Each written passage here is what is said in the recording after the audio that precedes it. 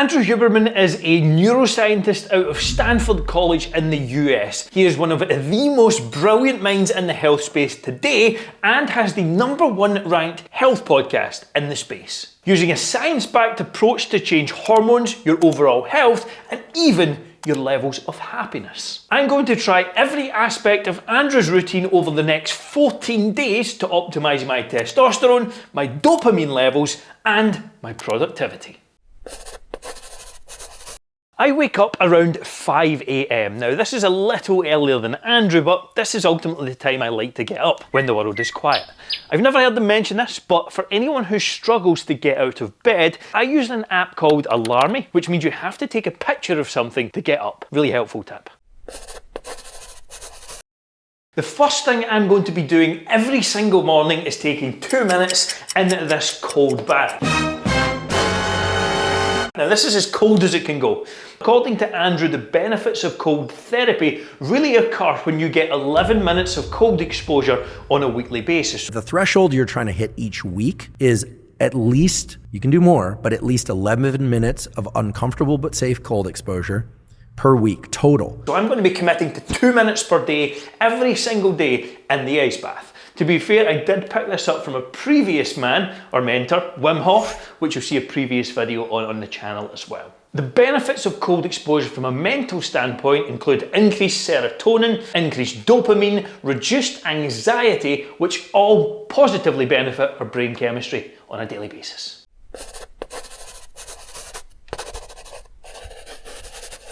The next part of the morning routine is hydrate and take on some electrolytes. Now, Andrew uses a product called Element, but I couldn't really get hold of it in the UK, so I looked up the ingredients and picked this up. You'll find this below in our product list if you want to grab it. You can have this or some salt, so I preferred good tasting electrolytes. Unfortunately, I'll be skipping the caffeine for 60 to 90 minutes, as that is the recommendation to allow your cortisol to do its job of waking you up.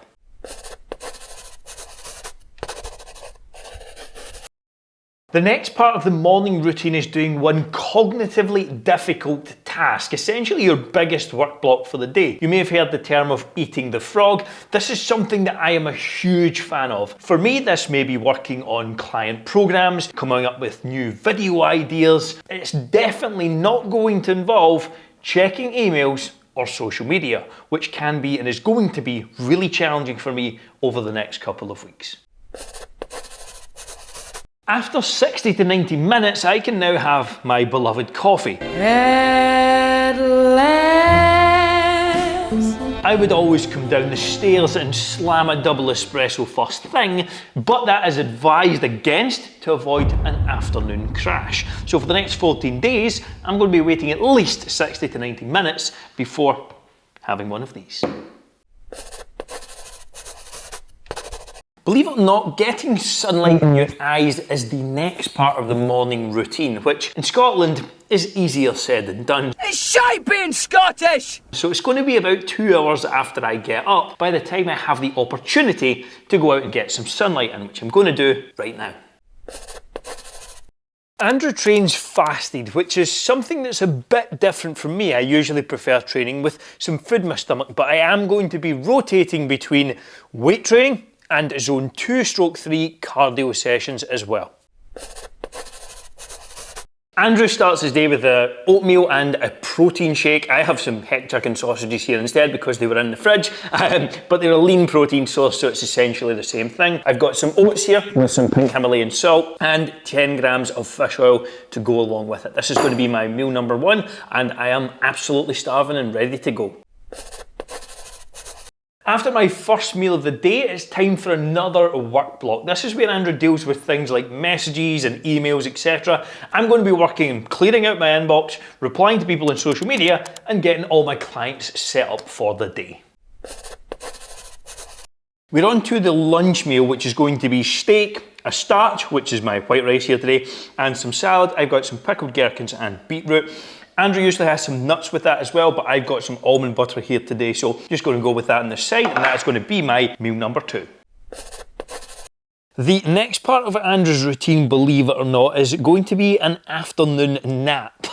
Now, I am someone who's probably going to struggle with this. I'm very type A, which means I'm all go, go, go, and we're exceptionally busy right now, so let's give this a shot. Eye mask will be on, and hopefully I'll get some shut-eye.